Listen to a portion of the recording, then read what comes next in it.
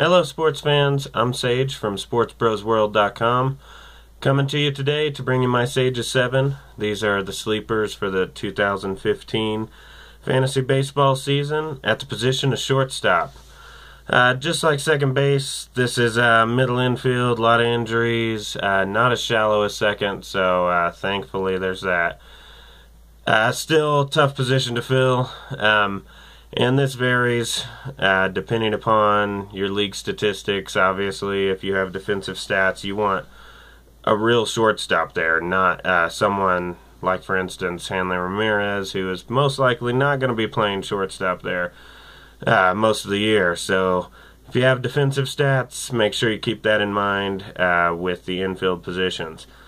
So here we go, my Sage of 7. These are 5x5 standard. First one is Xander Bogaerts.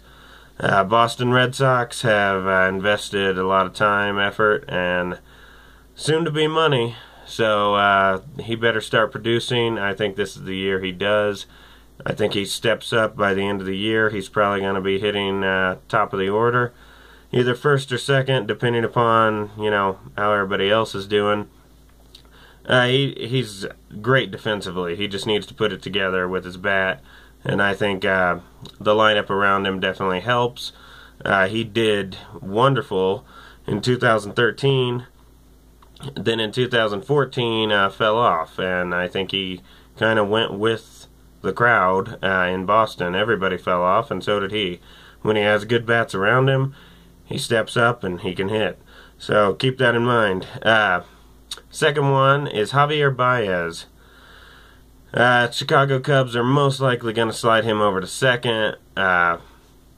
Maybe play some short. Depends on the Castro situation, but keep an eye on him. Baez is, again, a lot of talent, good young infielder, and hopefully no injuries. So I would definitely keep an eye on him in that situation in Chicago. They want him ultimately to probably be their shortstop of the future, so they're going to give him an opportunity. My third on the list is J.J. Hardy.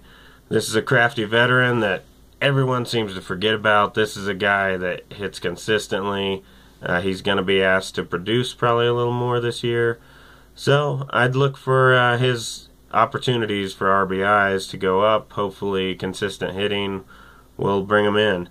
So J.J. Hardy, solid pickup, I think. Jed Lowry is my next one. Jed Lowry is a guy that's flown under the radar for years. He's very consistent. The lineup around him now is a little bit better. He's going to get more opportunities.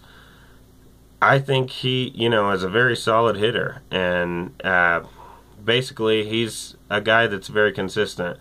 And teams like that. So they'll roll him out there as much as they can, as long as he keeps consistent.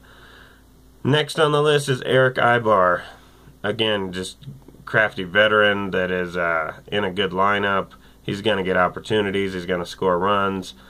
And the guy, he's going to get plenty of pitches to hit. So another guy that you can probably get in the late rounds that is a solid pick.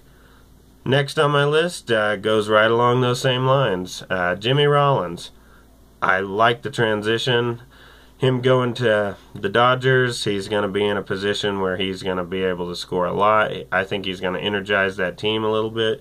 Having that veteran leadership is definitely going to help.